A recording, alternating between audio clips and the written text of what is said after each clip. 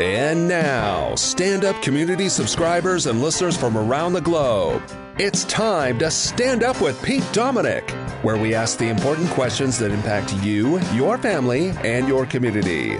Such as, would it help my Secret Santa at the office if I made sure everyone knew I'm a huge fan of rodent trapping? And with breakthrough COVID cases on the rise, will shelter in place be a thing long enough to see the debut of the Real Housewives reboot? And now, the podcast host whose form and function is expressed through thrift store dadwear, Pete Dominic. Not wrong again. Thank you very much, Pico. You ever go to a thrift store or a garage sale or a whatever, and you see an old used sweatshirt or something with some kid's name on it? It said Clarkstown High School, cross country, Wesley. And I thought about Wesley for a while. I was like, I wonder where that kid is. I wonder why his sweatshirt is here at the thrift shop. I hope Wesley's okay. Save money and the planet at the same time and meet some cool people. Go thrifting yourself or with your kids. Always fun. Better to buy used clothes than new clothes if you can. All right, welcome to today's show. I hope you're doing okay. On today's show, I've got about a 40-minute news recap. Then I'm joined by the great Glenn Kirschner at about 44 minutes. And my second guest, Tim Wise, joins me at 1:04 in today's show. Today's sponsor is givewell.org/standup. Go donate now. Yesterday, I gave out that information at the very top and kind of a cold opening before the music and asked for your insights if that was helpful, this kind of table of contents about what's to come and how long it is. So if you've only got just so much time in your day, you can choose the things, the news, the guests that you most want to listen to and learn along with me from. I mean, I know a lot of you listen to every minute of every show, and you people are, of course, the most important people in my life. But in case you don't have that kind of time or interest, or you don't like this guest or the news or whatever, fine. Now at the top of the show, you can have that information and know what's where if you care. So I'll try to insert that in at the top of the show, at the cold opening, or somewhere right here in the first minute. I'll let you know who's on, when, and where.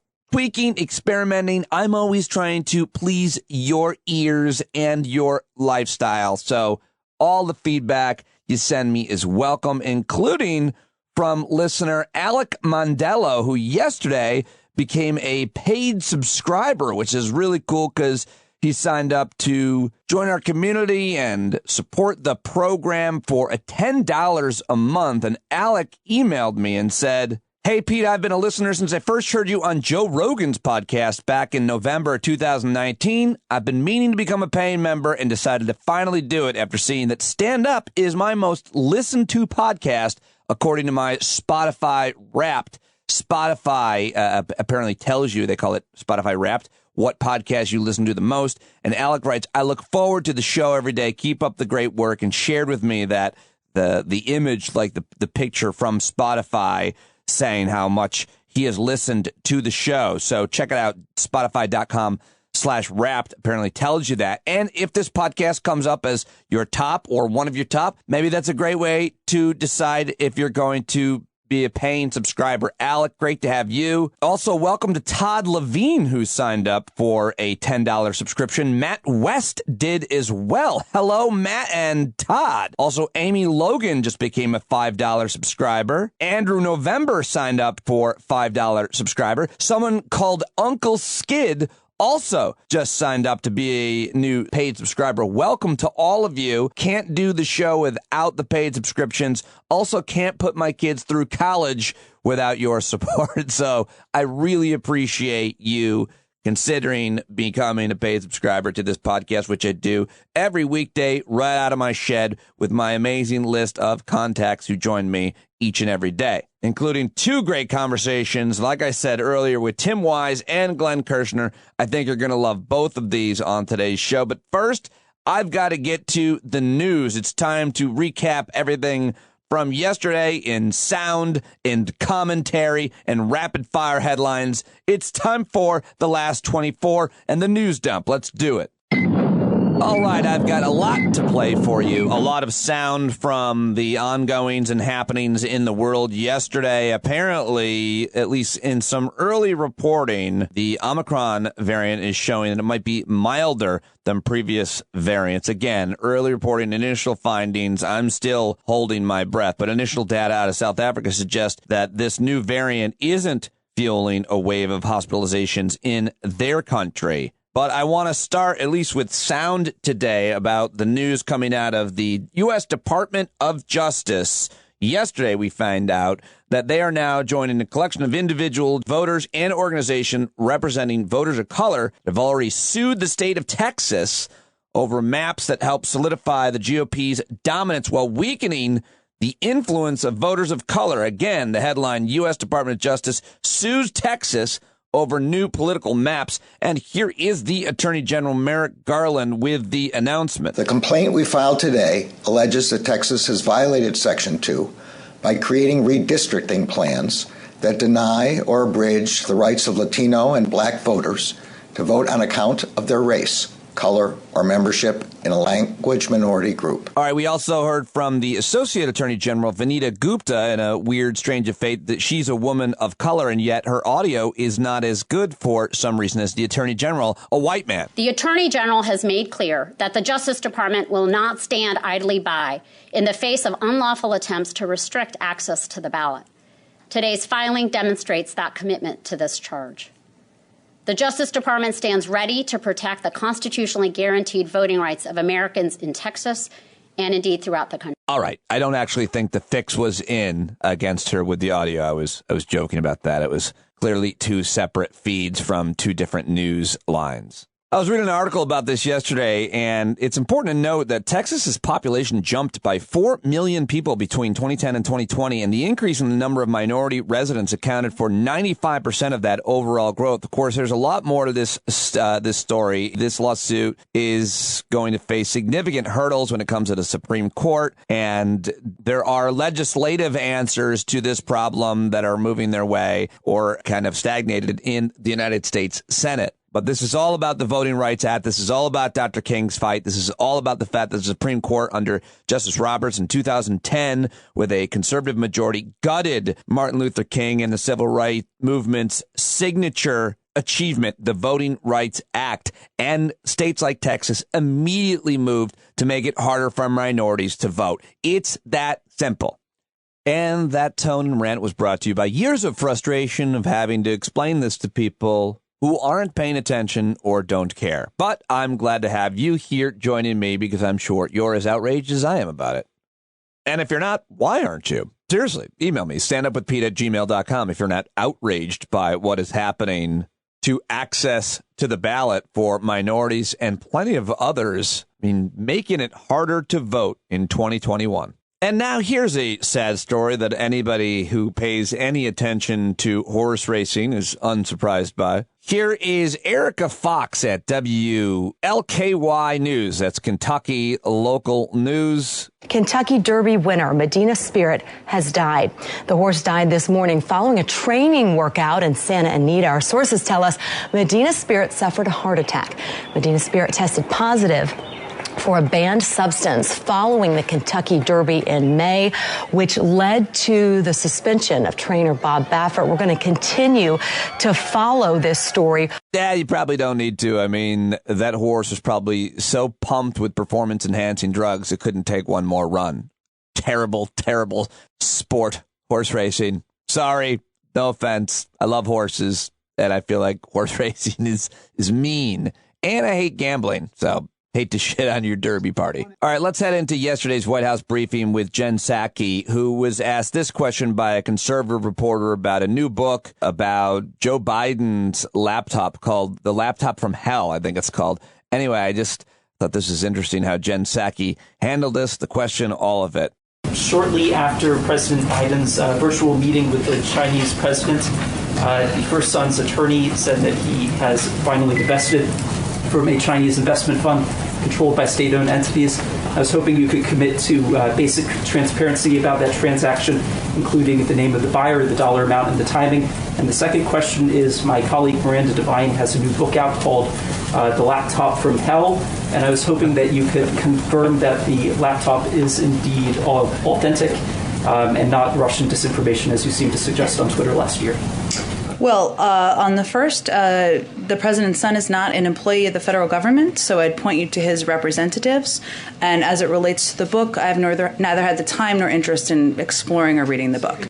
I actually don't love that. The idea that Hunter Biden does not work for the administration. It's Joe Biden's son, and there are fair questions about him and that laptop. And I just didn't love the dismissal. I don't buy into all the conspiracy theories about it, but there is some truth to it. He's still the son of the president. So I didn't love that dismissal. But let's move on to a major announcement by the Biden administration that broke yesterday. And here is Jen Psaki talking about it at the podium in the White House briefing room yesterday. I just said yesterday twice. I mean, I think you knew it was yesterday. Sorry. Today is Tuesday. Yesterday was Monday. Did you know that? Actually, I don't even know what day you're listening to this. I'll shut up. The Biden administration will not send any diplomatic or official representation to the Beijing 2022 Winter Olympics and Paralympic Games, given the PRC's ongoing genocide and crimes against humanity in Xinjiang and other human rights abuses. The athletes on Team USA have our full support. We will be behind them 100% as we cheer them on from home. We will not be contributing to the fanfare of the Games. Jen Psaki did, however, say we still would be sending our athletes, which gives me hope that I might still have a chance to get a medal in half pipe at the Winter Olympics in China. Not sending a U.S. delegation sends a clear message that we cannot conduct ourselves with business as usual, that we are not in a state where business as usual is appropriate at a time where there are human rights abuses that we have been outspoken about, that we have taken actions on, and we feel this sends a clear message. At the same time, we believe U.S. athletes, people who have been training, giving up a lot of blood, sweat, and tears, preparing for these Olympics, should be able to go and compete, and we look forward to cheering for them from home. I look forward to when the rest of the world boycotts the United States because of our horrible human rights and civil rights violations, too. That should be a fun time. I wonder if we'll still have Olympics when that's the case. All right, sorry for being morbid. And in the middle of the night, China retaliated, announced that they said they threatened the Biden administration with retaliation over its decision to impose a diplomatic boycott in the 2022 Winter Olympics, warning the move could harm bilateral relations. Responding to the White House announcement, China's foreign ministry said it had launched a, quote, solemn representation with the U.S. and vowed to take resolute countermeasures. Beijing has offered no clue as to what countermeasures it's considering, but the possibility of further retaliation now threatens to once again derail bilateral relations. What a tough diplomatic conversation and relationship that we have with China. Woo, wouldn't want that job.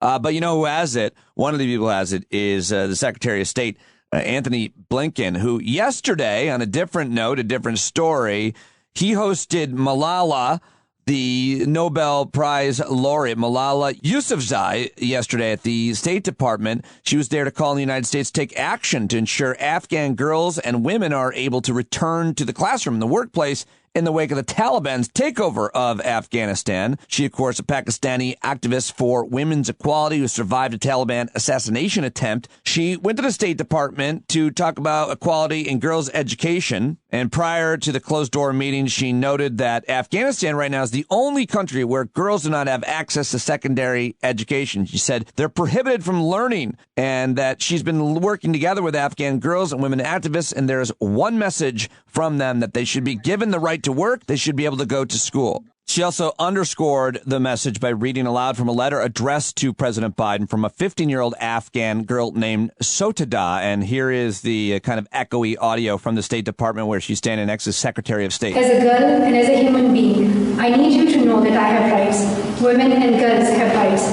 Afghans have the right to live in peace, go to school, and play. So this is the message of Afghan girls right now. And we want to see a world where all girls can have access to safe and quality education. And we hope that the U.S., together with the UN, will take immediate actions to ensure that girls are allowed to go back to their schools as soon as possible. All right, sorry, I don't know if you could hear that audio or not, but I still wanted to play her speaking yesterday because it was brave. She was standing next to Secretary of State Antony Blinken, one of the most powerful men in the world, and here is what he had to say about her. I think many people know Malala as truly an inspiration to us, an inspiration to girls and women around the world, but not just an inspiration, someone who, by her work, by her efforts, is making a real difference, particularly when it comes to access to education for girls and women, which is a critical issue for President Biden in the United States as well. So I'm very much looking forward to talking to her about the work that she's doing, the work that we're doing. All right, well, there you go. The Secretary of State, Antony Blinken, with Malala yesterday. And now let's go to the former Secretary of State who was giving a speech yesterday. And actually, it's a really good speech. She was speaking at the 2021 Hillary Rodham Clinton Awards at the Georgetown Institute for Women, Peace, and Security. And I thought that I just wanted to grab a couple of clips from it because say whatever you want about her, and there's plenty to criticize about her. I think this is a good speech, and whoever wrote it, imagine whatever woman you want making these comments because I think they're relevant and true. When people ask me, well, what does feminism mean, or what does it mean to be a feminist? I say it means that you are in favor for the full and equal participation of women in political, civil, economic, and cultural life. And that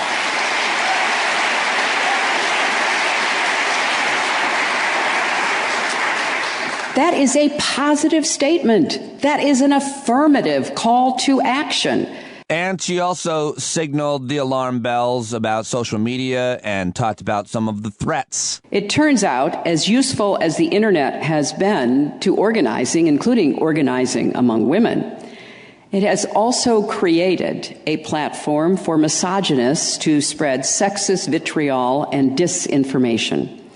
Again and again, we have seen anger, hostility, sexism, and even threats of violence directed at women who have the audacity to stand up, to speak out, and yes, to seek power within the family all the way to the White House. Yeah, I'm going to go back and watch, I think, that whole speech, or at least read it. I thought it was interesting and important. Now, continuing with this theme about women issues and feminism, and she just mentioned misogyny. Yesterday on the right-wing Glenn Beck, the Blaze, they interviewed a white supremacist and an anti-Semite named Nick Fuentes. Now, this is not totally shocking that they had this guy on because they're the Blaze, but far right-wing media outlet invites and then interviews this guy. And they asked him, this is a female interviewer, and this is from their December 3rd episode of a show called You Are Here. And this is Sydney Watson, had a bit of an awkward conversation with this kid who's a 23-year-old, very influential white supremacist. And it is so awkward and cringe, but I thought it was a great question. And you just have to listen to this answer if you have any. I mean, this is tough to hear, but you got to hear it. I'm sorry. I mean, I dare say, from my understanding of many of your viewpoints, you also promote like the way of interacting with women. And I go, have you been in a relationship with a woman? No. So how are you telling other people how to behave towards women when you yourself have not had any actual physical, interaction with them in a romantic capacity, or in fact in any capacity where you uphold them in a way that treats them with respect? I mean, if you're out here arguing that women are basically half the value of, well, I'm not going to put words in your mouth, in fact, because that's not right. Mm-hmm. But, if you are looking to some other regimes around the world that do think that women are half the value of a man, I have to question what kind of a person who's had no experience with women is in a position to basically promote these ideas. Well, I'm having an experience with a woman right now, and I've had lots of experiences with women in my life, not romantically per se, but I've talked to enough women. I've been in, I've known enough women to know sort of what's going on. That last noise was so triggering and really sent me through the roof of the shed on that one. There was a mix of my reactions and some guys that were in the studios reactions as well on that clip. Nick Fuentes on The Blaze. My Lord, I don't even know what to quite make of that. So I'm just going to move on. And yesterday, news broke that Chris Cuomo is now no longer at CNN. We found that out on Saturday night, but he's no longer on SiriusXM. My former employer, of course. I've got no inside information. I haven't asked. I'm not really that interested in the decision-making process there. He is trying to act like he left. I don't know.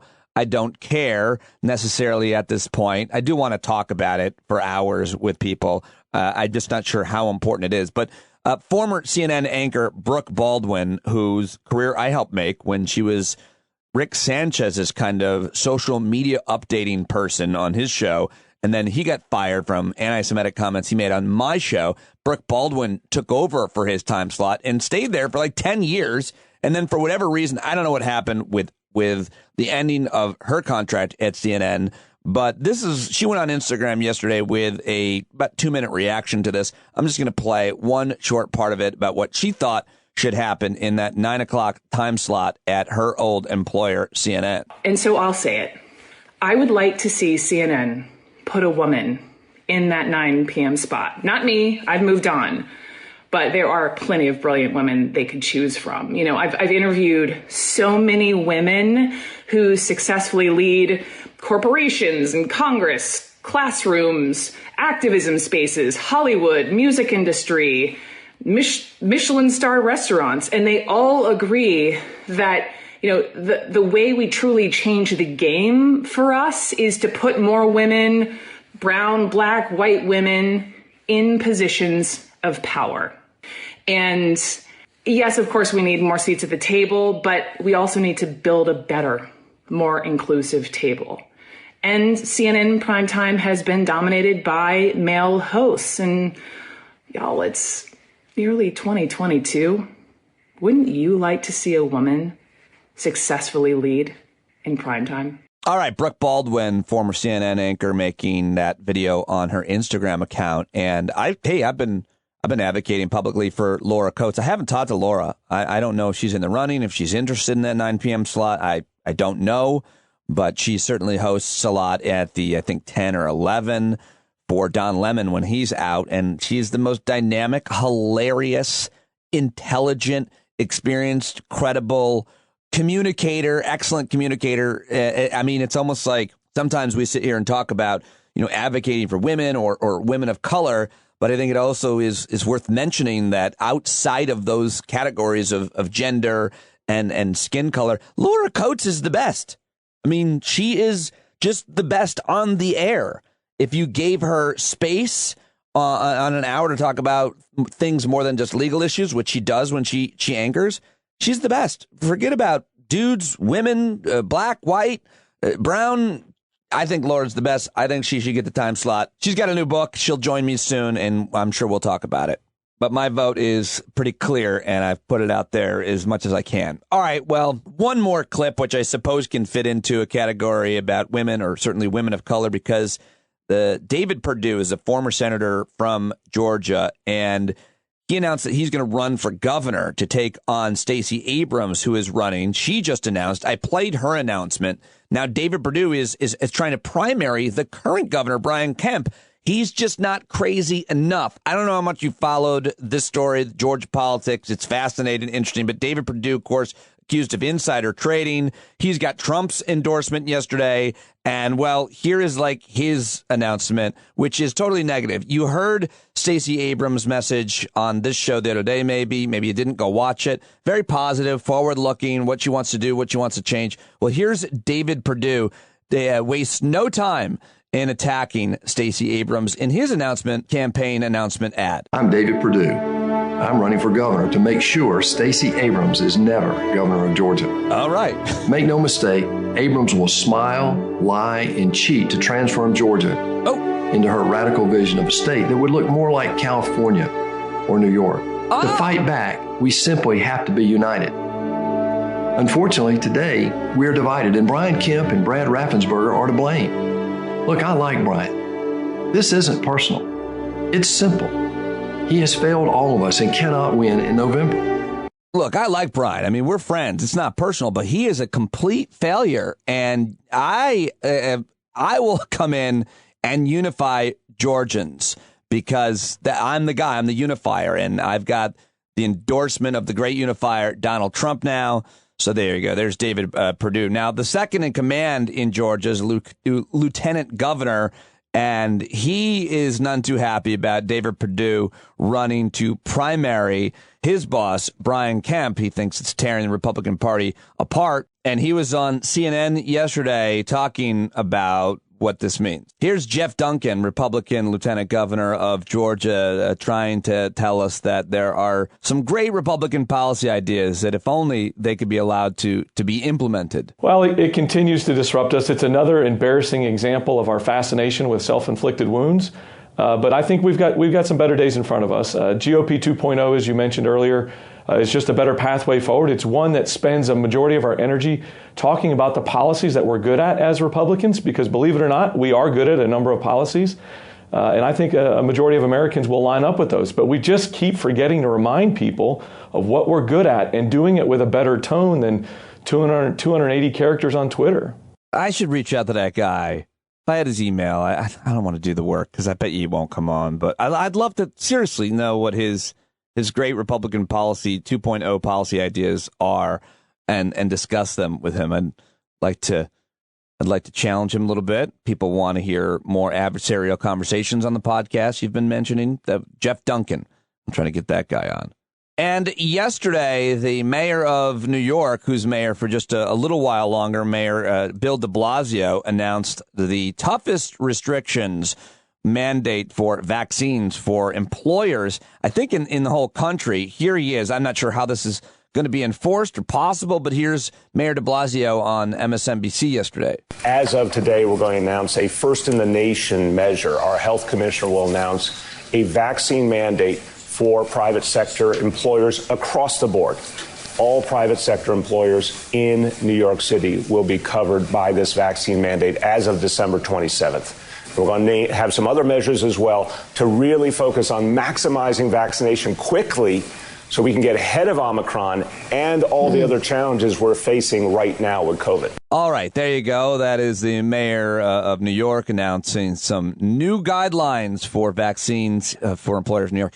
And couple more clips I want to play for you. This is Dana Milbank. He went on CNN yesterday to talk about his article that a couple of you sent me, including Leslie of Noble Pies, Washington Post columnist Dana Milbank, talking about his column where he argues that new data shows that the media is treating President Joe Biden as bad or worse than it did former President Donald Trump. Now, a lot of nuance here and a lot to discuss. How do we define media? They're not all straight news outlets. It was a good back and forth, but just wanted to play a little bit of this with CNN's Breonna Keeler asking tough questions at Dana Milbank about this data that is using to write this column about media favoritism, or at least the way that they're treating Biden now worse than Trump since the Afghanistan withdrawal. I wonder when it comes to reputable news organizations, what I seem to see in the data was a lot of coverage where actually they were more positive of Biden until it got to the Afghanistan drawdown. Yeah, August was definitely the turning point. That's when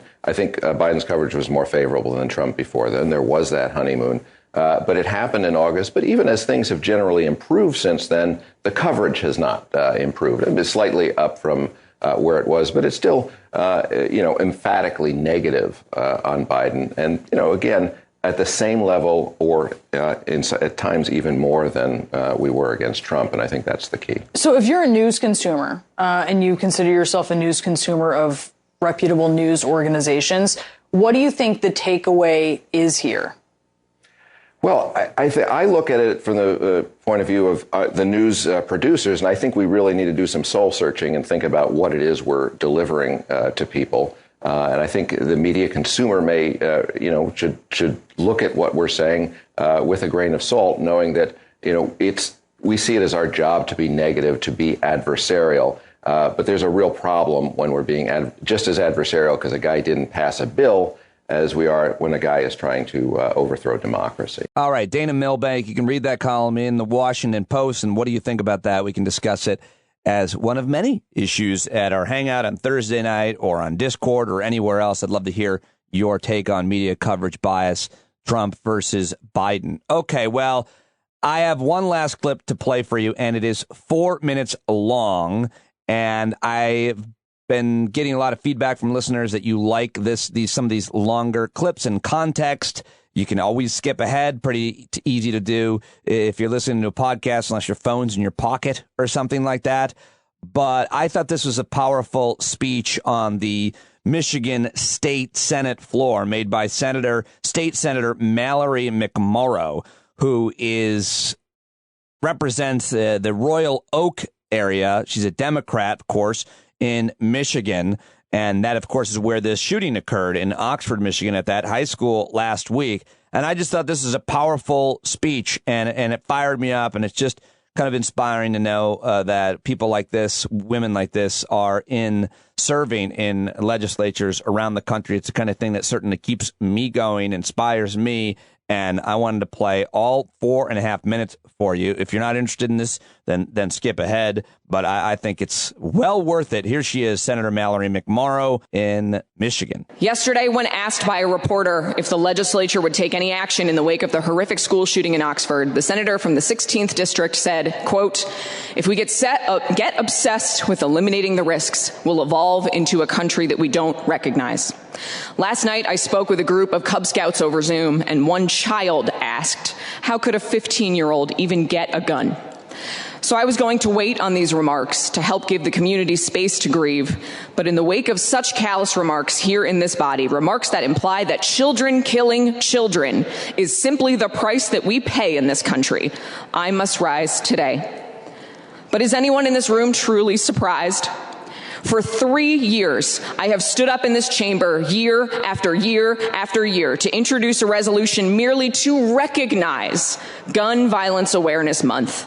And year after year after year, not only has this resolution not been adopted, the majority hasn't even let us vote on it. Year after year after year, I've stood up here merely to ask that we, as the Michigan Senate, are aware of the issue of gun violence. Are we aware now? Is it close enough to home? And does it even matter? Because I can tell you from personal experience what it feels like when a mass shooting impacts you, someone you love, takes someone you know, completely upends and devastates your friends, their families, and their lives forever. It is a feeling that no one should share. But this morning, countless friends, classmates, family members, teachers, staff, community members now know that same feeling, and they will know it forever. I listened and I watched national news cover this story, and the refrain that commonly started these reports: another school shooting, this time in Michigan. Another, this time.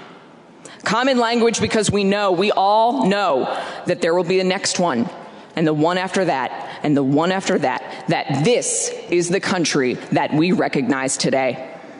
And every time we're told that now is not the time to talk about policy change, now is not the time to push an agenda, every time it's not the time for the past 22 years since Columbine. If not now, then when?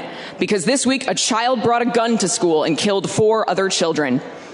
Bridge Magazine yesterday reported that this legislature has blocked dozens of gun reform bills this year alone, including bills to create new criminal penalties for adults who fail to keep weapons out of the hands of minors.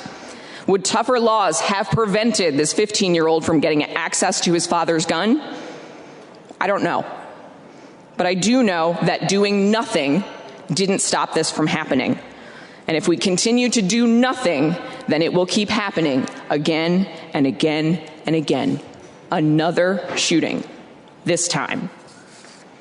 This is the only country in the world where this regularly happens. We are killing each other. Children are killing children. We live in a country where there are more guns than people.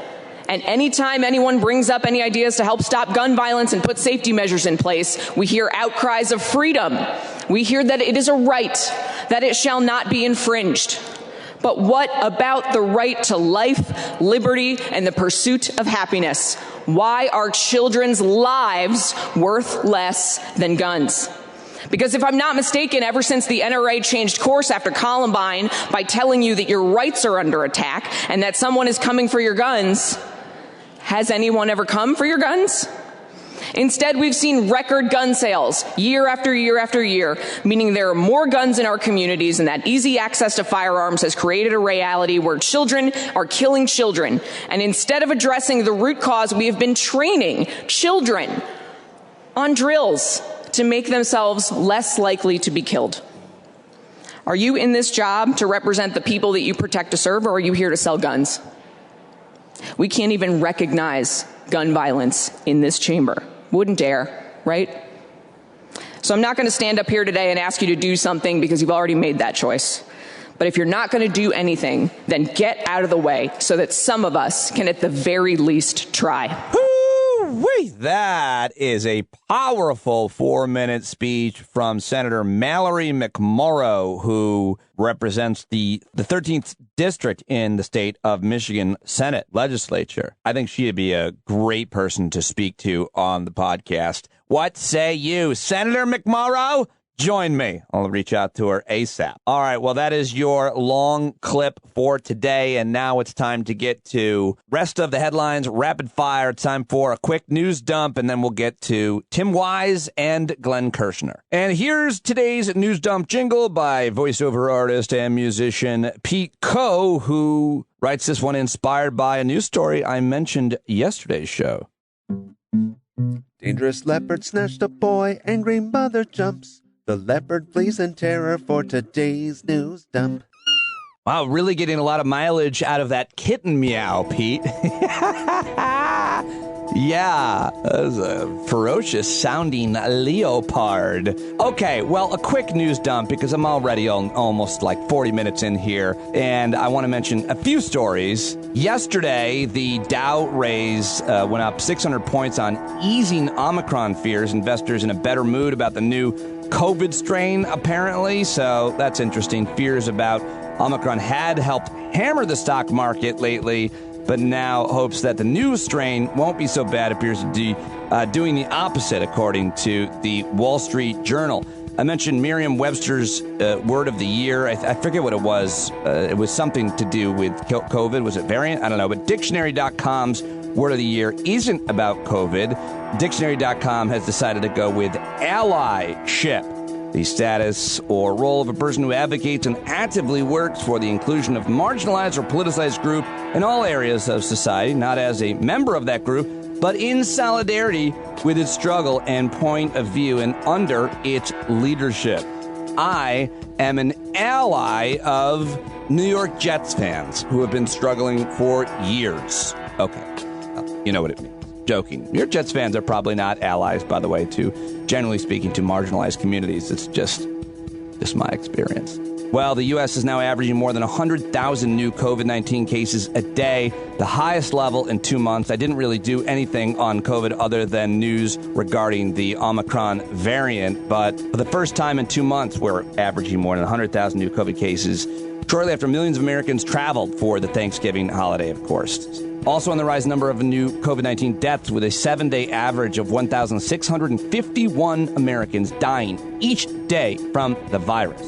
By the way, Marjorie Taylor Greene went on Twitter yesterday to compare COVID death rates to cancer death rates and saying we're doing more about COVID than we are cancer. Of course, can't catch cancer from another person, and he probably knows that.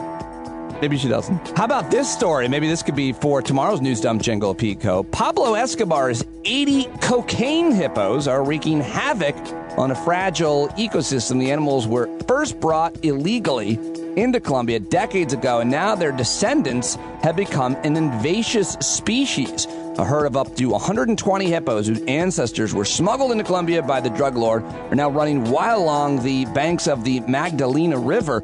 Colombian authorities have decided to start a mass sterilization effort to deal with the animals shortly after U.S. court declared the animals people. Wait, what? The animals are the only hippos to live in the wild outside of Africa. Thanks, Pablo Escobar, for that legacy. Assisted suicide has now been approved for use in Switzerland. Assisted suicide legal in some countries, such as Switzerland, under certain circumstances. I fully support this, by the way. A pod has been developed for assisted suicide and cleared legal review in the country, according to local reports. The machine has been developed by international nonprofit organization Exit International, which advocates for voluntary euthanasia and assisted suicide. But let me end on what I think is a fun and happy, positive story. 3 sisters in Kansas have all reached the century mark: 104, 102, and 100 years old. 3 Kansas sisters born on November 5th, 1917. Their mothers, their grandmothers, they grew up on a farm in a small town, Beardsley, Kansas. They said they remember how they used to walk to school 1.75 miles. Growing up, the sisters also walked the farm fields, helping their father tend to the crops. We'd cross the pasture, we'd walk them, we'd stop at the creek, catch frogs, put them in our pockets. I love this about these 3 sisters in Kansas, and just thought it was a fun story to end our news dump on today. And that's all I've got for you, and now it's time to get to the great Glenn Kirschner and Tim Wise. I think you're going to love both these guys. But of course, I do have to tell you about GiveWell, who I'm working with till the end of the year and maybe beyond to promote their amazing organization, GiveWell.org. GiveWell is an awesome organization that I've been working with for a few years now, ever since I learned about the idea of effective altruism from the great Peter Singer, whose TED Talk you really should watch on this issue. But when you give to charity, as I hope that you have done and will continue to do, how much impact will your donation actually have? This question can be hard, if not impossible to know, and most charities can't tell you how much of your money will be used or how much good it will accomplish. You may know it will theoretically help a cause, but how? But more importantly, how much? If you want to help people living in poverty with evidence-backed, high-impact charities, I highly recommend you check out GiveWell right now. The Boston Globe calls GiveWell the gold standard for giving. GiveWell spends over 20,000 hours each year researching charitable organizations and only recommends a few of the highest impact evidence-backed charities that they've found. Over 50,000 donors have used GiveWell to donate more than $750 million, and I want you to be one of those donors. Rigorous evidence suggests that these donations will save tens of thousands of lives and improve the lives of millions more. And here's the best part: GiveWell is free. GiveWell wants to empower as many donors as possible to make informed decisions about their donations. They publish all the research and recommendations on their site for free, no sign-up required. They allocate your tax-deductible donation to the charity you choose without taking a cut. They help you find organizations that pay for bed nets to prevent malaria, preventative medication for children through the malarial high season. And these treatments can reduce the number of malaria infections, and with enough treatments can also save a life in expectation. Also, vitamin A supplements. Vitamin A deficiency can increase mortality rates, and this is just a little tiny sliver of what they do. If you've never donated to GiveWell's recommended charities before, you can have your donation matched right now up to $250 before the end of the year, or as long as matching funds last. To claim your match, go to givewell.org/standup. givewell.org/standup. Right now, get your $250 donation matched. And let me know if you do, I'll give you a shout out on the podcast. And I did hear from Stephen Round yesterday, his brother Phil Round, threatening to donate to GiveWell as he did last year.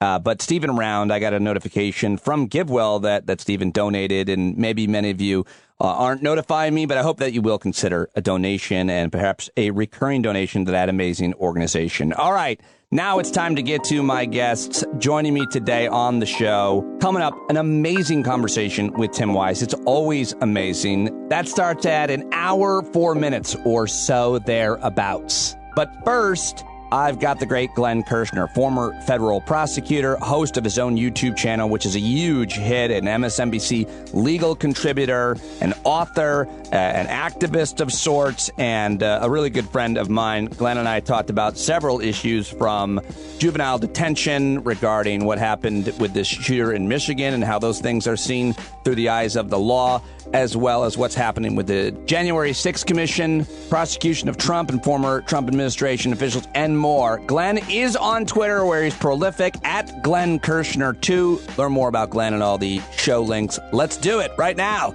The Kirschner Report. All right, the last time I saw Glenn Kirschner, we were together drinking at a bar in Midtown, and what a great time. I had such a fun time with you. Thank you so much for pulling me out of the shed. Yeah, and there might be some video evidence of me kissing your bald head. That may have been photoshopped. I'm not entirely sure. I actually have a screen grab of that framed in the shed with lipstick on it. I don't know what that's about, but it was awesome. It's so much fun.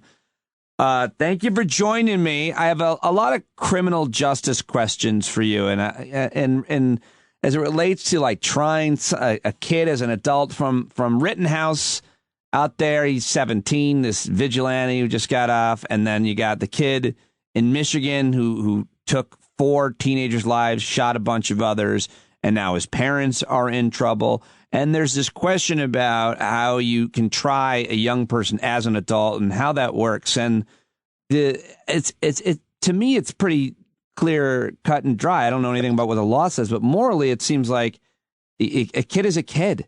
No matter what horrible things they think or do or say, at some point, they're just a kid being influenced, or maybe they've got some kind of illness. How does the law look at it? How do we look at this morally? Yeah, so the trend has actually been to be more lenient on juvenile offenders, because the more we learn about brain chemistry, we learn about just how susceptible to influence and peer pressure and susceptible to, having poor impulse control children are.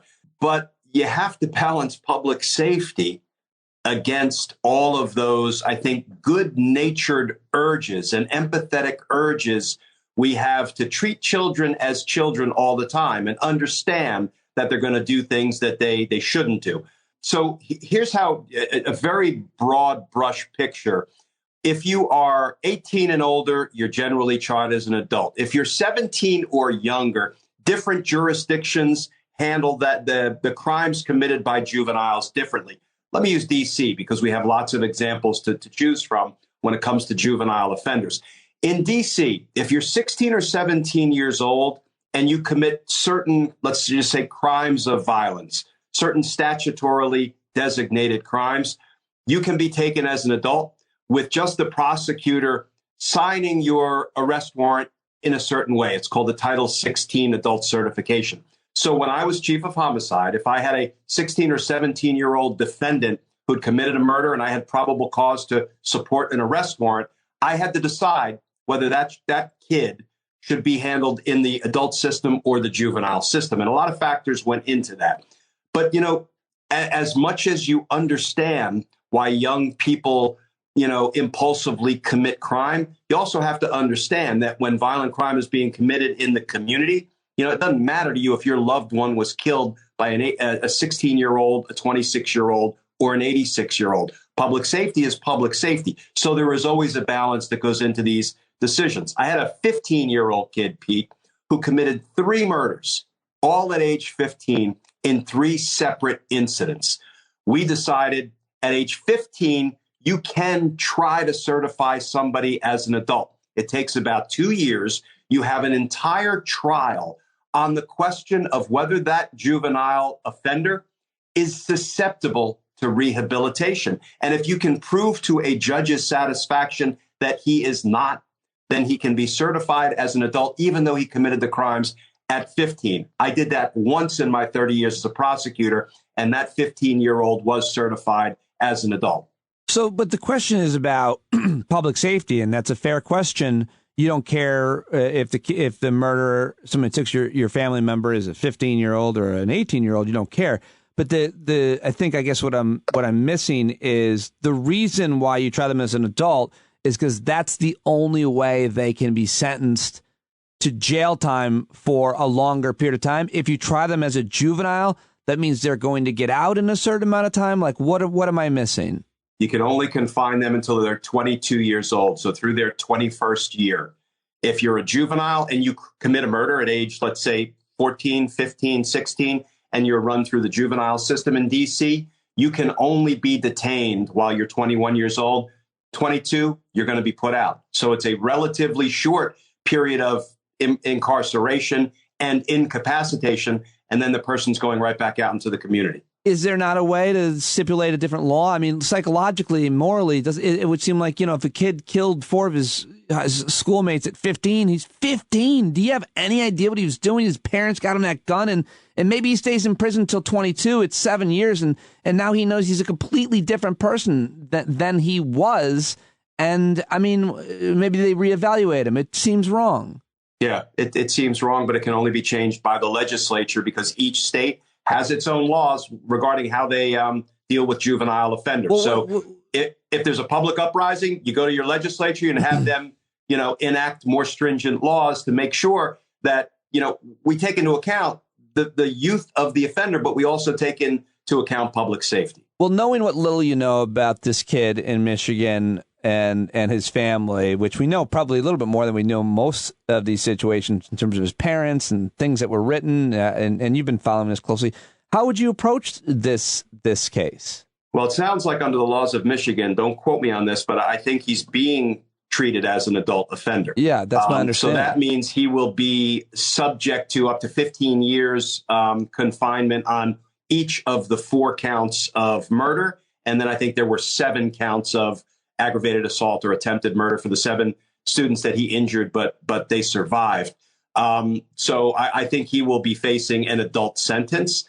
And I am actually thrilled, that's probably not the right word to use, that the district attorney believed there was enough evidence to bring criminal charges against the parents for their gross negligence / recklessness in giving their 15-year-old troubled, volatile son a gun. And then what was worse, because you know what? Listen, Michigan, they like their hunting. Lots of states, they like their hunting. And juveniles can possess guns lawfully for purposes of hunting or otherwise in Michigan.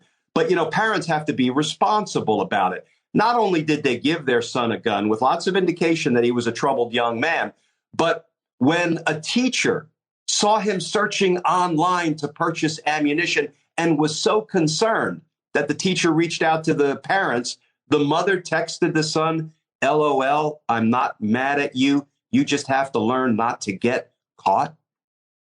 I mean, that screams the kind of gross negligence and recklessness that does support involuntary manslaughter charges for the parents. Why? Because they were grossly negligent or reckless, because their recklessness was reasonably likely to result in death or serious bodily injury to another, and that their recklessness thereby caused the death, which means their recklessness was a substantial factor in their son being in a position to kill people. So I am glad these charges are being brought against the parents. Okay, let's talk about a couple of other. Well, by the way, what is it? What is juvenile detention like? My younger daughter was asking me about that, the differences between an adult prison and juvenile detention. I mean, is it? I don't know, Jewel, but I would think that the juvenile detention is more humane somehow, less punitive, maybe more comfortable somehow, less gangs or corruption from corrections. I don't know. I have no idea. Can you tell me anything? Yeah, there is a somewhat infamous facility in DC called Oak Hill Juvenile Detention Facility. And when I was a prosecutor, the nightmare stories that coming out of Oak Hill were just pretty horrific. Because think about it. If you have kids, many of whom are raised in the street and don't have a lot of impulse control, don't have a lot of haven't had the kind of upbringing that instills in them the importance of obeying rules, being law-abiding, having empathy for other human beings. And then you put them all in a confined facility together. You have, these kids act up. They lash out at each other. There's a lot of violence. The guards then have to take care of it. Some of the guards, misbehave themselves in the way they treat the kids. So juvenile detention facilities, you would like to think, are more humane and environments that are easier to control than adult detention facilities. But that's really not the case. And will you give me one example? I mean, is that endemic? I don't know. I can't speak. I don't want to speak for other jurisdictions. I know what I know. And DC, I know, had enormous problems in their juvenile detention facilities. If you know anybody that deals in those facilities, and if anybody listening knows anybody, I'd like to learn more about it. Let's talk about Jeffrey Clark. you made a video about this character, and he is a character in the saga of our Shakespearean-like tragedy that has become Trump's America and all of the aftermath of his presidency and January 6th. Who is Jeffrey Clark, and why is he's been subpoenaed, and he apparently is pleading the fifth, which never it's not great branding. No, so Jeffrey Clark was one of Trump's high government officials in the Department of Justice. And when Donald Trump was told by his DOJ officials, Mr. President, there is no fraud undermining the presidential election results, Donald Trump said, doesn't matter. Just say there was fraud and leave the rest up to me and my associates in Congress. Jeff Clark, one of his high DOJ officials, took him up on it and joined Donald Trump's conspiracy. Went back to the Department of Justice and drafted letters to the battleground states. We've seen the letter that he drafted to Georgia state election officials, giving them a blueprint how to corruptly overturn the presidential election results in Georgia. Right there, Pete, you have a conspiracy and you have what's called an overt act. Jeff Clark did one thing toward the commission of the underlying crime. So you bet Jeff Clark has a Fifth Amendment right against self-incrimination all day long, because if he testified truthfully, he would be telling us about the crimes against the United States he committed. Now, the way he has gotten to invoking his Fifth Amendment right against self-incrimination is pretty absurd. You know, you would think he would be smarter than he is as a lawyer. Because first, he walked into the Select Committee on the day he was subpoenaed with a lot of bluff and bluster, refused to answer any questions, and then he stormed out, which is not complying with a subpoena. It's still contempt because you didn't comply with a subpoena. Then he announced, well, you know what? I'm going to invoke my fifth next time I show up. Then he announced, now I have a bellyache, so I need to put it off in the future. I don't know if next it's going to be the dog ate my subpoena. I have no idea. But what I do know is here's why this is such a staggering development. When a Department of Justice official, this guy was the head of the Environmental Division and the acting head of the Civil Division. And the Civil Division is a huge operation at DOJ. When that guy commits crimes against the United States such that he has to invoke his Fifth Amendment right against self-incrimination, that signals that the Department of Justice must criminally investigate Jeff Clark.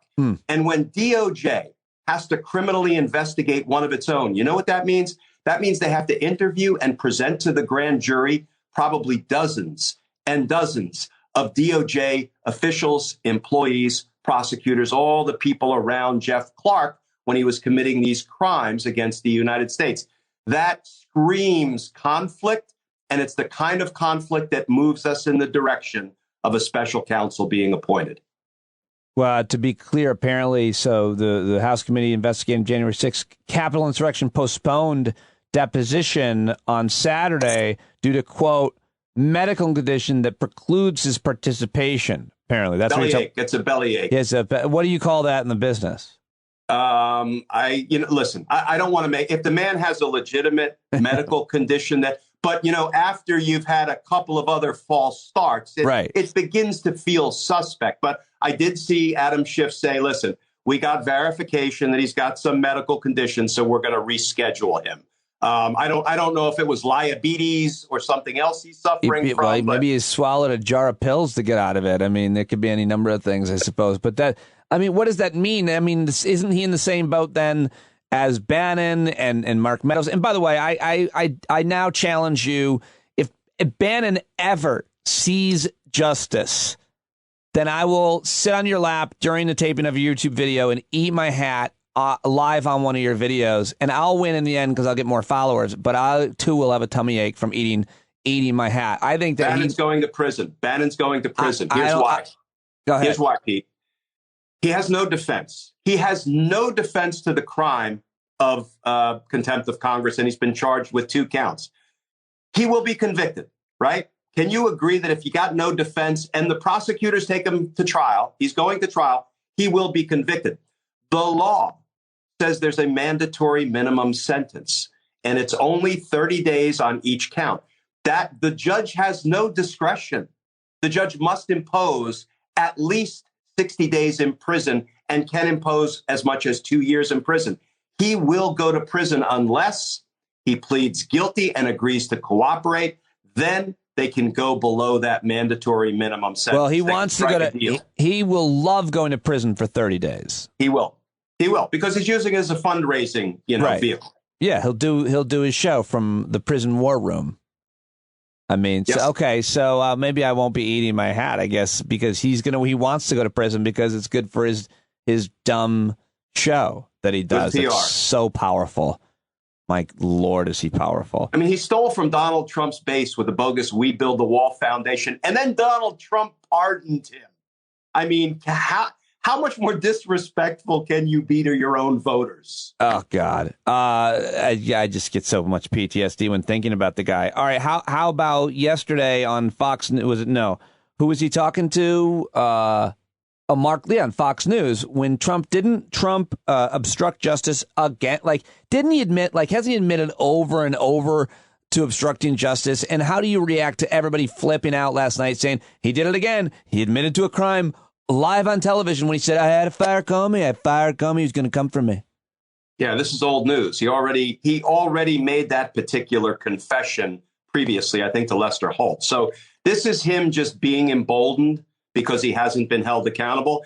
And I try to beat back my own frustration, Pete, because charges should have been brought on January 21st as a result of the Mueller investigation.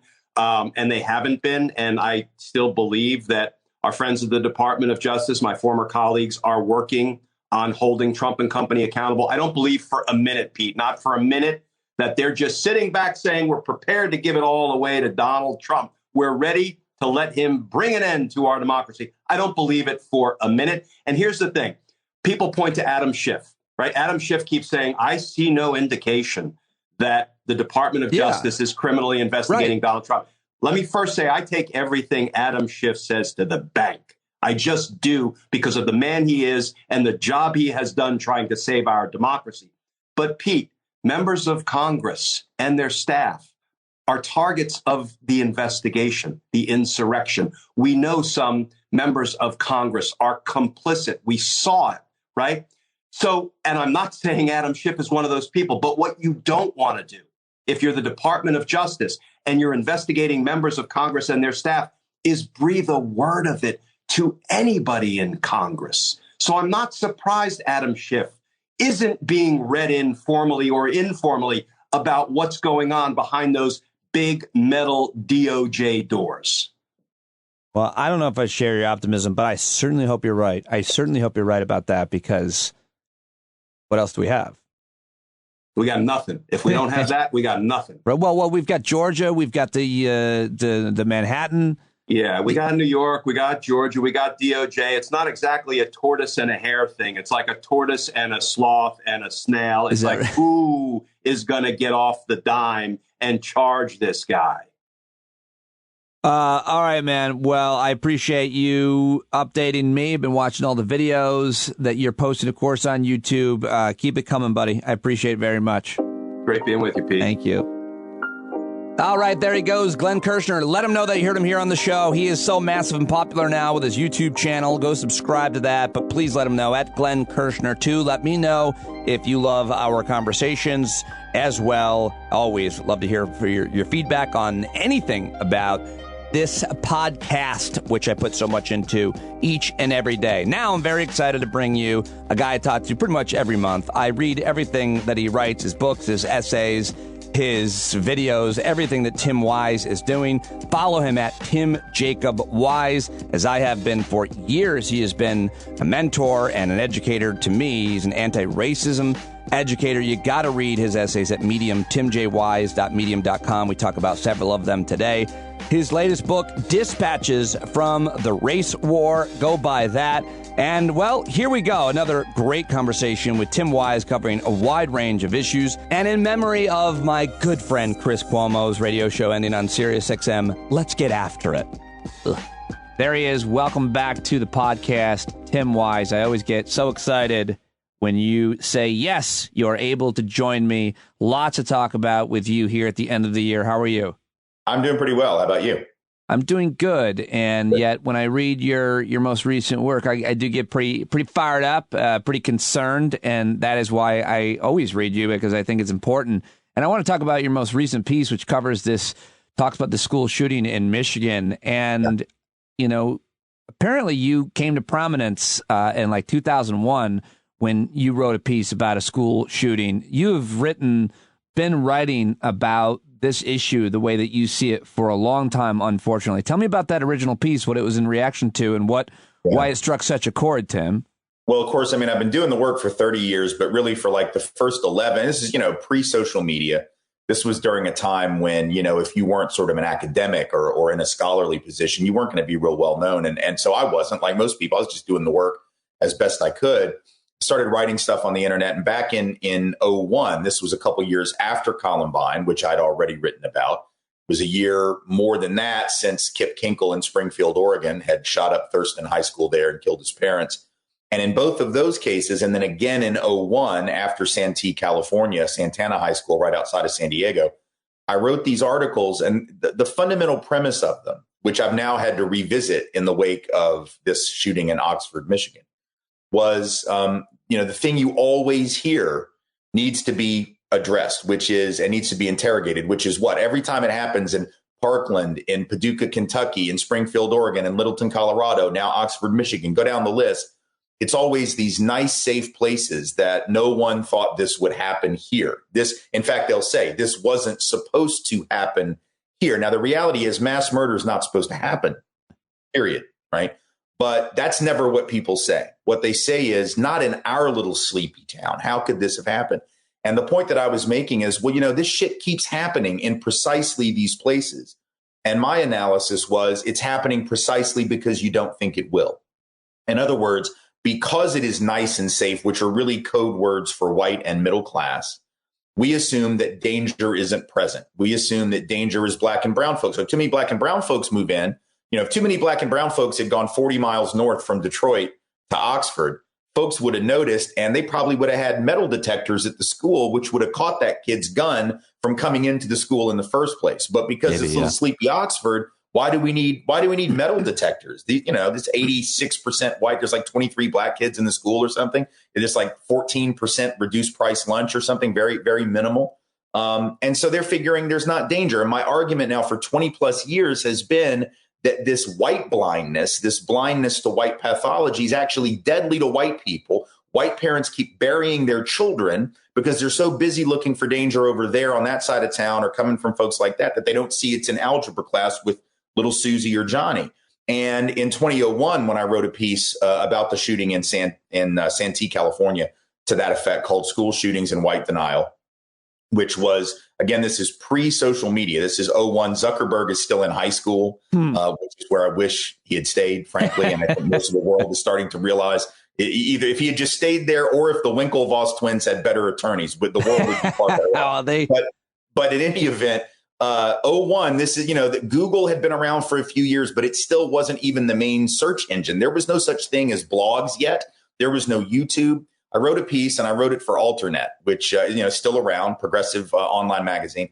And it was one of the first viral, if not the first viral political essay pretty much ever. It got written up in Yahoo Internet Life magazine, which at the time was one of the, if not probably the biggest internet related magazine. It was this phenomenon. It got written up in the Washington Post and the LA Times. It was syndicated around the country. It was, and it wasn't like a brilliant, I'm not bragging. It was really a shitty article. Like the way I turned it out in 30 minutes in a hotel room in Minnesota, in Northfield, Minnesota. I'd had a speech the night of that shooting, March 6th or March 5th of 2001 in Northfield at St. Olaf College. And I come home, come back to the hotel, and I'm watching like Larry King, and Larry King's interviewing the mayor of Santee, California. And he says, we're a nice town, a safe town.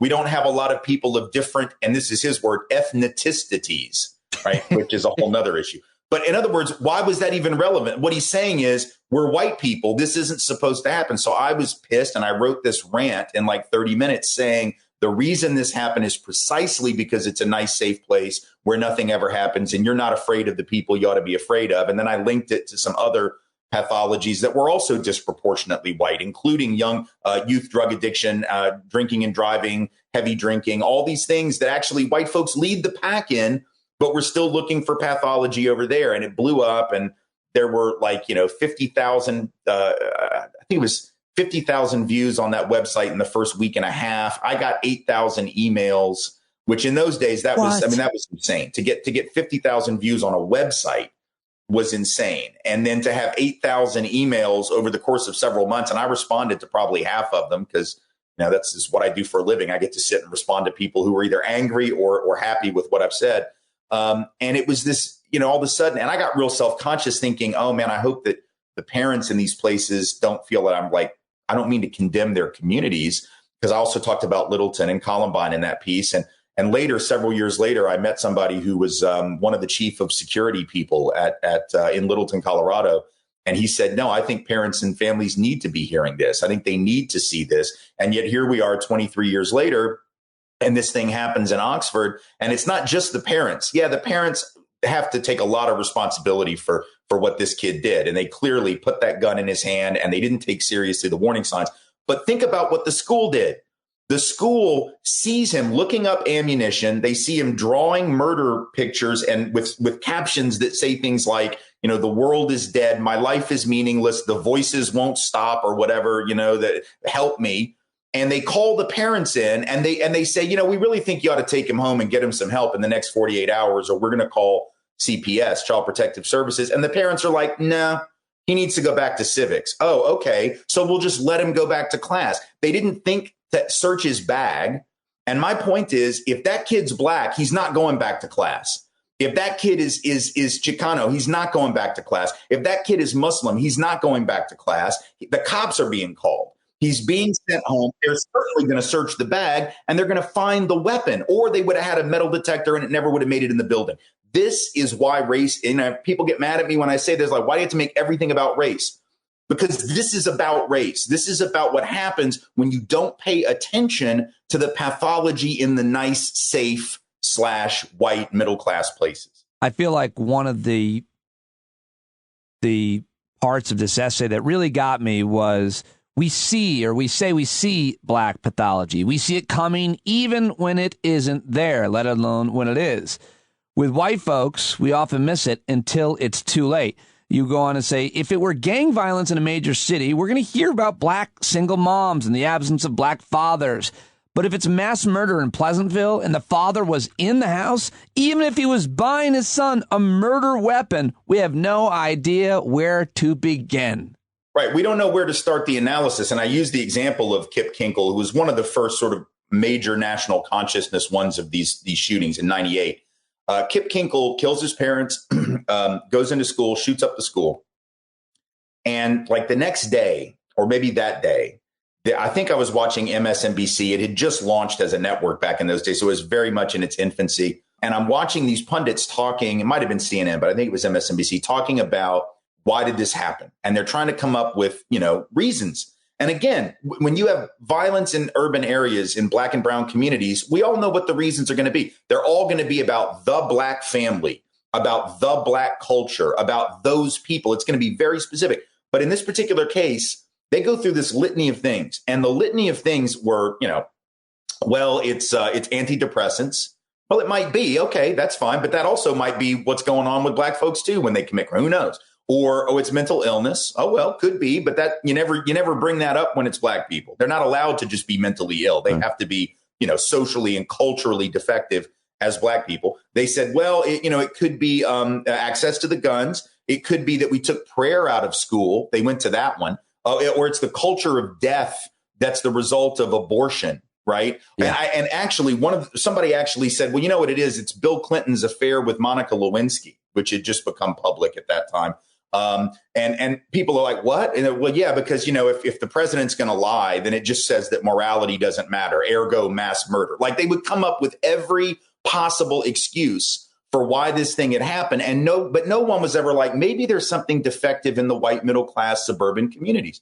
Maybe there, and I'm not saying there is. I'm just curious why we don't even offer that. We don't even ask that question.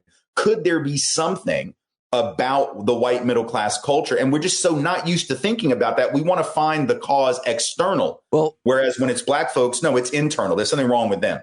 I think, either culturally or genetically. With white folks, it must be something like when the kids in Jonesboro, Arkansas, which I think was 97, 2 middle school kids, like pulled a fire alarm and the kids ran out and they were on a hill above the playground and they opened fire with weapons. And people started blaming rap music for what these 2 white kids in Jonesboro, which is known for its hip hop community, blamed rap music for what these white kids did. Well, they're listening to rap. Right. And with the kids at Columbine, it was Marilyn Manson. Right. And it's like, let's just find something that isn't about them. And I'm not saying that there's necessarily something about white communities that's flawed. I just think it's hypocritical that we never even ask the question. And if I want to be honest, there is something in those communities that's flawed, which is precisely this sense of normalcy. Right. The sense of normalcy, because normal. If you consider yourself and your community normal, the way all these conservatives say things like, the East Coast elites and the West Coast elites need to get out in the real America, right? Come and see where real Americans live. And we're always being told we don't understand real America, normal Americans. Well, normal is considered synonymous with good and decent and law abiding and righteous. So if you think that, you let down your guard to the dysfunction that's sleeping down the hall from you at night, your kid or maybe even your partner. I link it in this piece, to the issue of suicide, which, fascinating evidence on this, that we're so busy looking for black pathology that a state like Missouri, my friend Jonathan Metzl, who's a psychiatrist over here at Vanderbilt, did a book, Dying of Whiteness, where he talked to these white Missourians who had armed up with all these new weapons in the last 20 years because they loosened the gun laws in that state. They used to be some of the hardest laws in the country. Then they relaxed them. All these folks started arming up, and they would say things like, well, we got to protect ourselves from gangs and from terrorists. In other words, all these white folks in these small exurban areas are worried about gangbangers coming up from St. Louis, coming up from KC, or ISIS coming from Syria, I guess, to St. Charles, Missouri. So they're getting all these weapons. But, in the years following that, there was no uptick in defensive use of guns to stop breaking and entering. What was happening, however, was a huge uptick in suicides by white men who now had all these extra guns, which means if you're having a mental health crisis and you're thinking about suicide and you decide to use a gun, you're much more likely to be effective. And so there's this huge uptick in white folks getting all these guns to protect against those people. And then they're killing themselves. And already 92% of gun suicides in this country are committed by white folks. Now, think about that. 92% of self-inflicted gun suicide committed by one racial group, and no one wants to know what's wrong with that racial group. We got 50% of homicides committed by black folks, and everybody has a theory. Right-wingers say it's their mamas and their lack-a-daddies, or it's their biology. Folks on the left say it's the economy and different economic pressures, but everybody's got a theory as long as we're talking about those people. But 92% of the gun suicides are guys that look a lot like you and me. And we're just like, what is, I don't know. This is so weird. Well, the other key, one component that you haven't yet mentioned, but certainly it matters, is gender. Oh, it's men. And see, my theory on that would be, look, we have a society, and I've written about this in another piece that I know you want to talk about, the one about personal wellness and health in an unwell society. Yeah. If you are white and male in this country, especially if you're middle class, but even if you're not, even if you're working class, this country has always made a promise to people like that, which is if you work hard and you play by the rules, you keep your nose clean, keep your head down, do what you're supposed to do, things will work out. You're not going to necessarily get rich, but your kids will be better off than you were. You'll work up, things will work out. And for most of American history, there's been just enough evidence that was true to sort of make the promise believable. Now, black folks never bought that promise for them because they knew it wasn't meant for them. People of color have never been able to go, oh, I'm sure if I work hard, it'll work out, because they've been working hard, since 400 years, and it hasn't always worked out. But for white men in particular, white folks generally, but white men in particular, it was sort of true. It was true enough. And then what's happened in the last 30 years or so, as the economy has globalized, a lot of those white men are finding out maybe that promise is not all it's cracked up to be. And they're coming to realize what black folks already knew, it didn't really freaking black folks out to find out that the system isn't made for them because they already knew that shit. But for white men, it's like, wait a minute, you mean hard work might not be enough? Now, what happens if you make me a promise? My life is going to be a 7 to 10 if I do the following things. And then I'm 55, 57 years old, staring down the barrel of retirement, and I've just lost my job. And nobody's going to hire me because I'm 57. Ain't nobody hiring 57-year-olds because it costs them too much money to retrain or the healthcare, whatever. And I can't pay my healthcare and I can't pay my mortgage. I can't afford to send my kid to college. Where do I put the gap between my aspiration, what you promised me would be there, and what's actually there? Where do I put the pain? And the answer is I put it into my mouth, the barrel of a gun, or I take an opiate to numb the pain, which is why these deaths of despair, 500,000 excess deaths from 1999 to 2013, disproportionately among white, non-college educated, working class, middle-aged people, and disproportionately men, because they're not the ones that are in the most pain. They're not the ones that are objectively worse off, but they are the ones that were least prepared to come to terms with the truth. Yes. Right?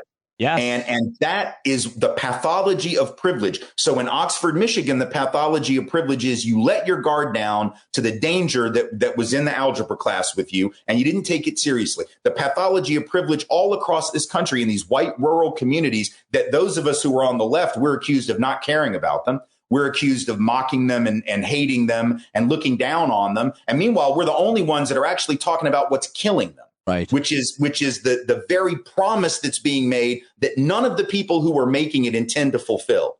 And instead of saying maybe we ought to rethink that, and maybe we ought to join in solidarity with black and brown folks in those awful cities, to try and get drug rehab and to try to get better schooling and to try to guarantee healthcare availability and better jobs. No. We're just going to keep buying the lie and we'll double down on our work effort. 40 hours a week isn't enough. We'll work 50. 50 is not enough. We'll work 60. And then we work ourselves to death. And instead of getting angry about the people that lied to us and sold us a lie about all we got to do is work hard and rugged individualism and don't worry about other people, just worry about yourself. Instead of getting angry at them, we get angry at black folks, angry at brown folks, angry at immigrants. Well, and then we kill ourselves either slowly or very quickly. There's one major part in between that I just want to point out, which you've also written a great deal and talked a great deal about, is why do we get or what is the narrative that we blame for our lot in life? Why do we get angry and do the things that you're talking about that we do to ourselves or to others, or more importantly, think the things and lay the blame where we lay it? You were made this promise that you would be able to fulfill your dreams as a white man in society if you worked hard. It certainly has worked out for me many times over. As a matter of fact, that has come true. I think it paints my worldview to be much more optimistic than a lot of others necessarily see things. But you are then given a narrative. You're told a story that the reason why you didn't succeed or exceed what your parents did even is because of these people or that thing or this situation, system, or way of thought, liberals or Democrats, blacks or immigrants. You are told that, which is where the hatred comes from. And I just wanted to throw that in there, see if you want to add anything about where those narratives come from, that you end up blaming the wrong people and the wrong causes for your lot in life. I mean, it is literally, as I've said before on your show, it is the oldest play in the American political playbook. It literally goes back to the colonial era, where you have rich landowners in places like Virginia, but not just there, who realize that they are outnumbered by poor people, whether that's poor African folk or whether that's poor indentured European indentured servants or enslaved African folk. They know they're outnumbered. And what you got to do is you got to figure out a way to turn some of those people against the others so they don't join up to take your stuff. And in that particular instance, it's a lot easier for the rich Europeans or rich people of European descent to say to the poor people of European descent, hey, those people over there, you got to come with us. Those people over there pose a threat to you. Right. So if we don't defend, the Confederacy, for instance, those people are going to take your jobs and your wife and your daughters, right? We're going to scare them into thinking they're the threat to you. Of course, the irony is that as long as the system of enslavement was in place, those black folks actually were already going to have the jobs, right? Because they didn't have to get paid for them. So if I'm white and I got to charge you to work on your farm or in your blacksmith shop or whatever the work is, and you got to pay me, why would you do that when you can just get the black person who you own to do it for free? So actually, I would be better off joining together with that black person to overthrow your rich ass. But if you tell me they're the source of my problem, or if you tell me during the labor union movement, as happened, right, you had folks that were, and this wasn't even just the rich, this was even just the leaders in the union, the elite within the working class, telling other working class people, we don't want black people in the union, because if black people join the union, it's going to bring down the professionalism of the craft. No, fool, it doubles the size of your union, and it makes it impossible for them to break your strike because they don't have any replacement workers. But instead of thinking like that, you think, oh, they're the danger. Same thing with immigrants. Oh, if we can just shut the border, everything will be fine. But no, because the company can still move the whole plant to Sri Lanka. They don't have to bring anybody in. They just move their shit. Capital always moves. If you don't let labor move, but you let capital move, workers always lose. So you can sit there and blame brown people and blame black people, and the people at the top will want you to do that. Meanwhile, they make off with all the money. They make off with all the political power. They do nothing to improve your life. And then we keep having this cycle over and over and over again. This is what happens when we allow the politics of prejudice, racial scapegoating, to be so firmly rooted in our day-to-day politics. People die. It isn't an academic point anymore, if it ever was. People literally die, and the people who die are not just the ones against whom the prejudice is deployed. The irony is people who die also who have relative benefits from that. Even when you have privilege, the privilege comes at a price. And the question is it worth it anymore? So well said. This piece, I really didn't like this piece, but it was a little too honest for my optimism. Personal wellness in an unwell society is an illusion. Self-care means nothing if we don't care about others. And combine that with, somebody posted this picture yesterday, and I thought it was really, here it is. I'm sure you've said this in a more thoughtful way, but I just saw this it's like a meme, graffiti on a fence that they write, it shouldn't have to happen to you for it to matter to you. And I kind of feel like there is a similar theme there, meaning you can't feel great if people in your community, in your family, in your country even, are not feeling great. You've got to understand that we are all connected. And you talk about this health and wellness industry and the billions of dollars that they're making, the 12-step programs that have been going strong. And this is a really thoughtful piece. I don't mean to whitewash it or summarize it too quickly, but where does this come from? Well, I wrote it because it does seem that the worse that things get, the assaults on democracy that we see from the insurrection on down, the worse that we get, the bigger that these self-improvement gurus get. It's like, well, crisis just keeps getting worse. At some point, you just need to withdraw and take care of yourself. And I write on Medium, and a lot of the folks on Medium, and I enjoy writing there. It's a very good platform for me, and I think for a lot of other people. But there's a lot of folks on there that are just these self-help, self-improvement, health and wellness gurus that basically are like, go sit on a mountain in the lotus position and do this amazing breath work technique, and you'll be fine. And this is just evil bullshit. Like, it's not just bullshit, it's evil bullshit, because it's the kind of ascetic, escapism that certain people do when they don't want to confront the realities of the world. Look, life is tragic, and you can either confront the tragedy and try to make something of the time that you're on this earth and justify the oxygen that you thieved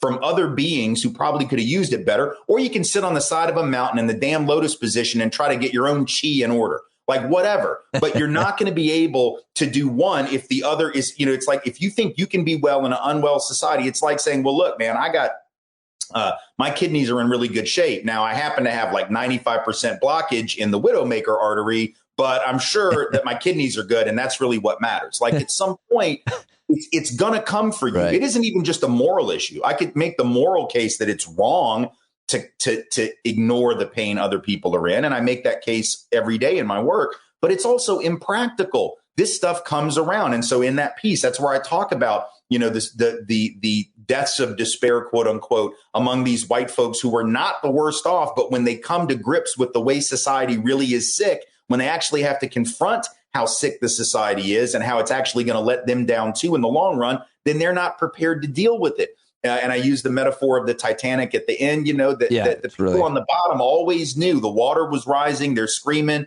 The people at the top are listening to orchestra and, eating lobster. The people in the middle, they got some kind of chicken dish or whatever, like they're not on the promenade deck, but they're all right. And they're all ignoring the people at the bottom. And the folks on the bottom are like, okay, wait about an hour. I'm just coming for you. Like the water's going to be cold, y'all. We're going to die first. Some of y'all might make it. Kathy Bates, she's going to make it. But some of y'all, Billy Zane, you're going to die. You're going to die. Yeah. Leo, you're going to die. And we'll see y'all at the bottom of the ocean in about 70 years or whatever. When I first read that part of it, I got a little irked that you used the names of the actors. But then I was like, you know what? No, it's okay because they were literally representative of certain class of people. And I wouldn't have known. It wouldn't have been as fun if you had been like, made up a rich guy's name. So or if I'd said the unsinkable Molly Brown or whatever, which was Kathy Bates' character. Now, does anything illustrate what you're saying in this piece, though, more than COVID itself? Because you can actually live in a gilded castle and wear a mask and get all the vaccines and get them first, and you probably will be okay for the most part. But it's never going away if you don't vaccinate all of the people. I forget what the saying is for the WHO, but we only get out of this together. We have to vaccinate all of the people, including the people that we fucking hate from other countries, and no matter what class they are, the rich people, the poor people. We have to vaccinate all of them because eventually it's going to get everybody. It's not going away. The variants are going to keep going. Eventually, it's going to get us all. And by the way, they're saying there's some proof that this latest variant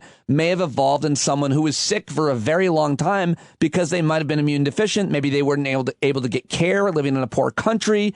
And so eventually it's going to get cold for all of us. And the irony of that, right, is ever since that little tidbit was revealed that it might have been someone who was immunocompromised because they had HIV, the anger has been aimed at, first of all, at Africans, right? Number one, and Black Africans typified specifically, South Africans, aimed at HIV positive and folks with AIDS. But why? Why is the HIV rate so disproportionately high in places like South Africa? It's not. This is the racial stereotype, right? As well, they're having sex unprotected all the time. They're just animals. That's not it.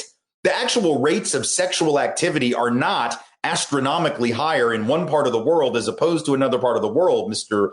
Puritanical American who thinks that, we're like everybody else is screwing and we're not. Like it's not real. The reason that HIV rates were higher historically in Southern Africa was precisely because of other health related issues that weren't being attended to, that were suppressing people's immune systems. So you were already compromised. And that was why you had such disproportionate death rates. It wasn't like, oh, they're all shooting up drugs and they're all screwing each other without condoms. That's not what it was. And so if you have a global health system that is broken, if you have a global health system that does not ensure health in other parts of the globe because you're thinking, well, I just want to spend money on America. Why are we spending all this money to help these other people? We got people right here at home. Yeah, but if you don't figure out a way, not just the U.S., the developed world, the rich world generally, right, the so-called West, all of us, if we don't figure out how to make sure that folks have decent health around the world, eventually it's going to come back. So we can make the moral case, which we should, the ethical case, which we should, that we are all each other's brothers and sisters and all of this, but also that practically speaking, we live in an interconnected world. And if it doesn't get you today, but it gets them today, wait around, 6 months or a year or 10 years, and it'll come for you too. And that's what we're seeing with all of these things. You write in this piece, we're all pretty much expendable in the name of someone's bottom line, which is so easy to prove, Tim, and you go on to write about it. But you say the privilege of being oblivious to the suffering of others and believing the pain could be localized on the other side of town, I would add, or world or whatever. You write, it was a setup. It was a setup, and now we all know, but we don't all know, do we? We don't. No. You say we do, but we don't. We don't. And coming to terms with that setup, I think I've mentioned before, probably with you, but if not, I'll do it again. And even if so, I'm going to do it again. Back in the 60s, there was a theory that sociologists came up with to try to explain why the riots that took place, the uprisings, the rebellions, whatever term you prefer, that took place in 67 and 65 happened then as opposed to 57 and 55, right? Because you could make the argument, well, things were worse in 57 and 55. It's before the Civil Rights Act, before the Great Society programs began. So why did it happen when things were getting better, right, as opposed to when things were objectively worse? And the answer was this theory called rising expectations theory, right? The idea was it's not when things are necessarily at their worst that folks explode. It's when you make them a promise and you don't follow through. Right? When you make them a promise and you say it's going to get up here and then it's only here, you see, you got them all excited. You got people excited that some shit was going to happen and then it didn't happen. And the same stuff was going on, the same police brutality, the same lack of jobs and good housing. And so that's when you get the explosion. Well, if that theory holds water, and I think it does throughout history, then why is it that we're surprised that if you have a people who have always had high expectations, you didn't just raise them last week. You didn't just do something last year that all of a sudden made them think, oh, things are going to get really good. No, you've been promising shit for 400 years to this group of people, and it's always worked out, and then suddenly it doesn't. You think that's not going to explode? You think that frustrated entitlement is not going to have the same reaction, only like 10 times worse, 100 times worse? Of course it is, right? When you take people who have been able to marinate in their expectations for 20 generations or whatever it is, 15, 17 generations, and all of a sudden tell them that it was all a setup and a scam. You don't tell them, but you show them by your actions, and they can see it with their own eyes. They got to figure out a way to make sense of that. And there are only two ways to do it. And we're seeing both of them right now. One way you do it is you lash out at the so-called other and you blame them. And you might start a war, or you might close a border, or you might talk about deporting people, or you might talk whatever it is that we do. We lash out at the other. But see, there's still that voice in the back of that white person, particularly white guy, in the back of his head that is telling him, because his culture has told him this, our culture has told us this for forever. It's you, buddy. You don't have your shit together. Get it together. Work harder. You're a failure. That's what the system is telling us. So we can project it outward, and we will, and we do, onto other people. But then we're also going to sit and we're going to drink ourselves to death, and we're going to pop pills, and we're going to get all those weapons. And every now and then, when we are in the midst of a mental health episode, we're going to take one of those guns and we're going to kill ourselves. And we know the research, and Metzl talks about this in his book, that the difference between suicidal ideation when you've got a gun and suicidal ideation when you don't have a gun is a real big difference in how things turn out. Yeah. Because the average amount of time between the time a person decides to kill themselves, if they have a gun to do it, and the time that they actually do it is measured in minutes, because it's a very quick, impulsive decision. And, I'll tell this story. I've talked about this in my book, White Like Me. When I was 16, my father attempted suicide, but he did it with pills and a fifth of vodka. And that gave him time to change his mind, right? He takes all these pills, he drinks the vodka, and then he tells his friends. He was doing a show. He was my dad was a comic and an actor, and he was doing a show. And it was after the show, and he tells his friends at the theater, holy shit, I've just done this thing. Get me to the hospital, right? And they get him to the hospital, and they pump his stomach, and he flatlined at one point. The doctors bring him back. That's the difference, though. If he has a gun, right, he's gone. He's gone. And that's the thing that we don't understand. We think about gun violence only in terms of homicide, or defending against homicide, right, with a home invasion or whatever, like these folks that Metzl talks about. What we don't realize is there's a much larger number of people who are dying in accidental shootings with the guns that they bought in their own home that end up getting used by a kid finds the gun, or gets used in a domestic violence incident, or through suicide. And disproportionately, this is happening to the very people who thought the gun would be the thing that would protect them.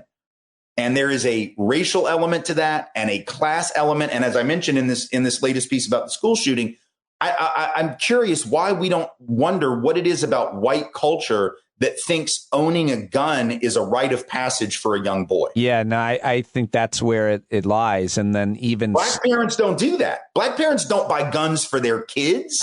Are you kidding me? I worked in public housing communities in New Orleans for 15 to 18 months. And if you had said to any of them, like, hey, what are you getting, your son for Christmas? Not one of them would be like, well, I'm getting him a SIG, I think I'm going to get him a semi-automatic handgun, because why not? No black parent. Black families don't send out Christmas cards with them, their whole family strapped in machine guns. Maybe you might see a rapper using weapons on like an album or in a video, I suppose. Right. But you don't. Yeah, but think about that. If a black family, think about if a black representative, because that was Representative Massey from Kentucky that did that. Think about, I don't know, just pick any black rep in the House of Representatives. Somebody from, let's say the Congressional Black Caucus were to get together and take a Christmas photo of all of the CBC strapped with AR-15s. First of all, they would never do it because they don't take those weapons lightly, like, oh, isn't this cute? Right. But more importantly, the reaction would be, holy shit, they're launching an insurrection within the halls of Congress. But Representative Massey does it, and he's like, oh, isn't this cute? These are like Boy Scouts or some shit. Well, they had that in Virginia. They had that black woman, what's her name, that ran as she won, Republican Lieutenant General. Winsome, whatever her name is. She was walking around with a gun and an ad, but she was on But the white folks there like her because she's going to shoot Antifa. Oh, right. Or whatever. Right. I mean, I gotta ask you about. You were tweeting about this yesterday. I mean, you're kind of making fun of them, and I'm always happy to make fun of them myself because they got. I forget what your tweet was, but a bunch of these guys, white supremacists called Patriot Front, an important group to pay attention to, led by an absolute idiot who somehow has enough charisma to lead hundreds of rubes onto like moving vans, box trucks. They show up in Washington like a flash mob. They march with their dumb uniforms. They're white supremacists. They're chanting. They're followed by police the whole time. DC people are jeering them. And then when it's time to go, there's not enough trucks to somebody didn't show up to bring them home. The point, you're kind of belittling them on Twitter, and I agree, and I think we should take every opportunity to. But this is, these guys are growing, these groups, and they're outspoken. How concerned are you about their growth? Oh, I'm very concerned about the movement as a whole. But these jokers, I think that people like Thomas Rousseau, this bozo. Yeah, that's his name. Rousseau. I think he thinks he's a philosopher because he has that name. He's literally an Eagle Scout who lives, I think, in his parents' basement and orders Hot Pockets from the kitchen or whatever. and he's got a sweet red beard now, though. Oh, yeah, it's very, very nice. And he's more articulate than all of his followers. But, his followers, look, they're a joke. They proved it as they're trying to get in the box trucks. And they're just, they're not there. First of all, they didn't have enough trucks, like you said. So that's a fail for the master race. You got to order enough trucks when you're the master race. That's just like, that's master race 101 shit. Yeah. Like that's real. Yes. One thing we know is Hitler made the trains run on time and he would have had enough trucks. He would have had enough trucks. So, that's number one. Number two, they just got pummeled. So they're not used to real street fights. They're used to like those kickboxing video games that they sit and play all day or whatever. And like, was there violence? What? There was violence? Oh, a couple of folks rolled up and like hit him in the face. Yeah, there were a couple of like locals that I don't think they were like official Antifa or whatever. They were just like people that were counter protesters and they followed him and they were filming it. And one guy just went and wailed on this guy. Like these guys, they can't fight. They can't order enough trucks. They themselves are a joke.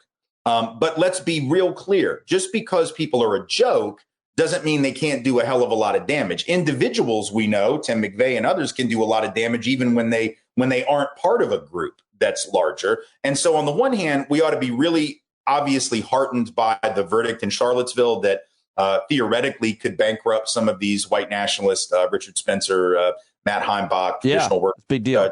Traditionalist Workers' Party, some of those groups. But at the same time, look, they use that trial which was, you could log in and listen to it. A certain number of people were able to listen to it every day, and they were broadcasting their messages to their people. So yes, those organizations have been hit hard by this, and that judgment, if they're ever able to collect any of the money, will obviously help put them out of business. But there are individuals in this movement who for a very long time have been operating on the basis of this notion of what they call lone wolf. And I think it's a misnomer because no one really is a lone wolf. They're all part of this larger ideology. No, it's such an important point. I'm sure you've read, maybe we talked about Spencer Ackerman's new book. I haven't seen it. Really? Okay. Got to get you a copy then because I can't find the title of it. But he talks about McVeigh at the beginning. It's a book mostly about the global, quote, global war on terror, but he's smart to talk about, domestic terrorism here and its roots and why we should be paying a lot more attention to it. So he starts following Timothy McVeigh around. But do you have time to talk about Ahmaud Arbery case? Oh, sure. All right, because you wrote about that. Well, you wrote about the Rittenhouse and Arbery verdict, but just I guess maybe we should start with what you thought of the outcome of the Rittenhouse verdict, which the most succinct thing I can say about that is the laws in Wisconsin and other states on self-defense allowed for this kid to do what he did. And we can talk about the judge and we can talk about other things, but I feel like you got to kind of start there. Do you agree, or is it much? Well, there's obviously a lot more, but. Well, no, I think you're absolutely right. Look, the reality is self-defense law in this country, which is not the same in every state, but in most states is broad enough to allow instances like this to end up the way that it did. Now, there's also a way to interpret that law that would say, well, that still was the wrong application of the law. But my point is, it's vague enough, it's open enough, it's flexible enough that you can easily make the case that the jury did what the law allowed them to do and what the law actually said they should have, which means that doesn't mean that what happened is okay. It means that our analysis has to be focused on why we have given this wide berth to so-called self-defense and to vigilantism, because in this particular case, this isn't like Kyle Rittenhouse grabbed the gun when somebody, from Antifa or BLM was trying to break into his home or a buddy's home where he was staying, right? He made a conscious decision to go protect property, quote unquote, not his own, that he had not been asked to go and defend, to have a gun that he really shouldn't have had, to come from one state to another to do this thing, and then to essentially put himself in a position to perhaps then need to use it in his mind. But all of that happens because our society has told white men, including white boys, which is what he was at the time, or young men, that vigilantism is part of what it means to be a white man, to defend honor and nation and community and property. This is what we do. We defend it, and we defend it violently against the other, whether that is marauding bands of so-called black rioters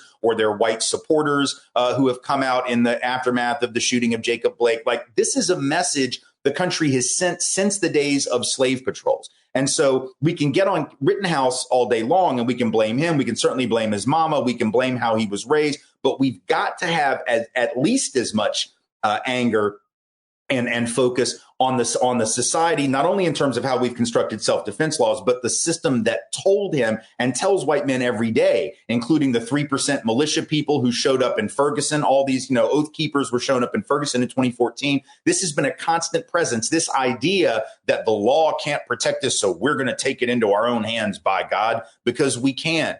Black folks don't assume that that's a right that they have. Brown folks don't assume that that's a right that they have. But white men have been told that, and we can't be surprised if you transmit that message enough. You can't be surprised when a 17-year-old kid decides that he's going to go out and be a hero. And so that's the source of that.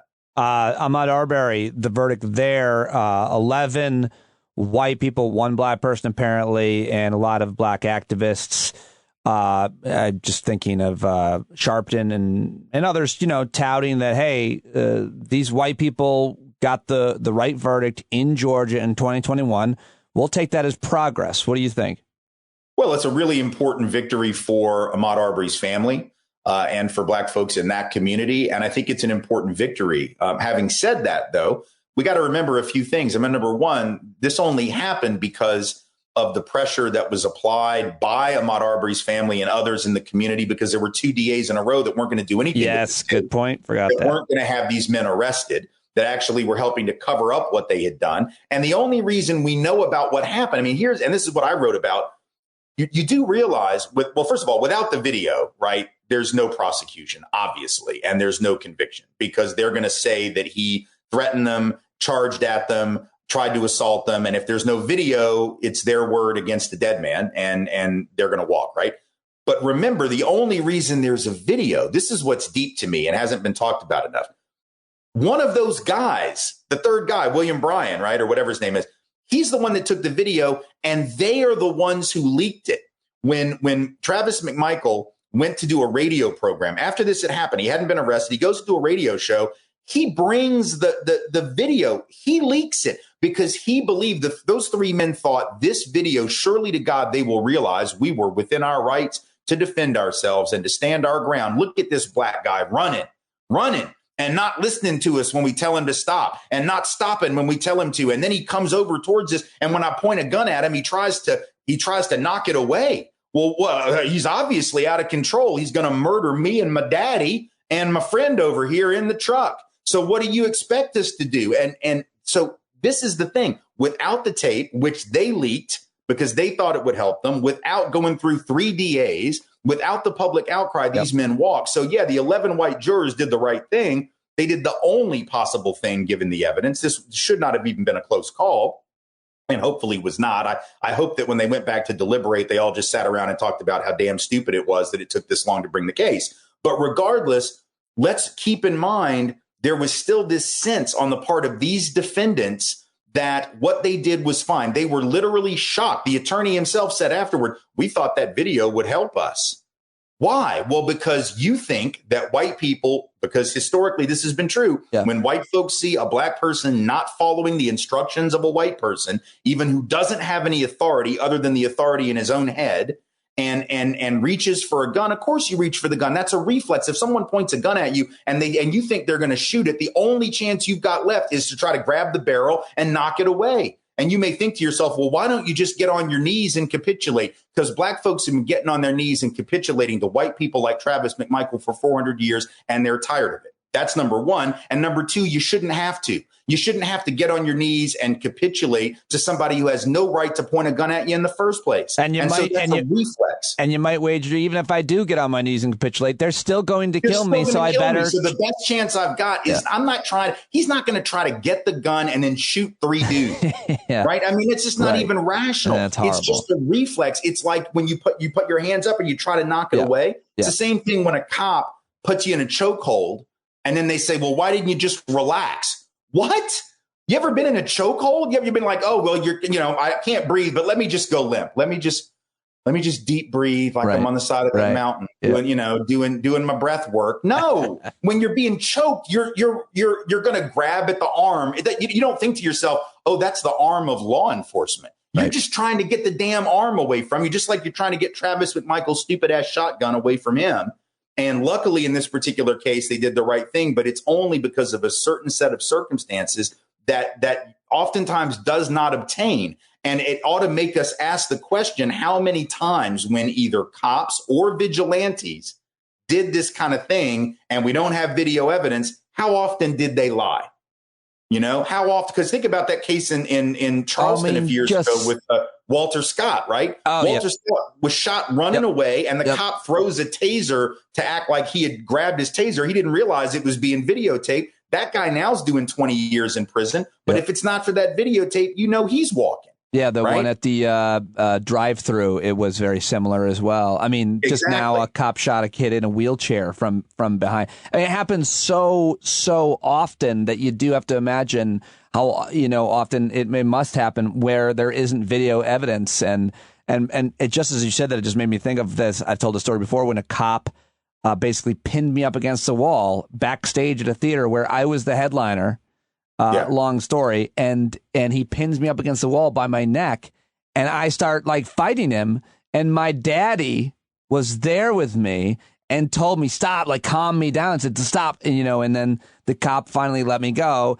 And then my dad went off on the cop, which is great. But the point is just to illustrate your point about this. It's not how you think. Luckily, my dad was there with me to literally tell me to calm down, but it's exactly as you just described. So, all right, man. Well, awesome to talk to you as always. All of your recent work, so good, so great to to always have you joining me here on the podcast. People love it. Thank you very much, Tim Wise. You bet. Thank you. All right, how many times have I told that story? There you go, Tim Wise at Tim Jacob Wise on Twitter, and read him at Medium. All of the links for Tim are in the show notes. And thank you. That is all I've got for you. Thank you to Glenn Kirschner.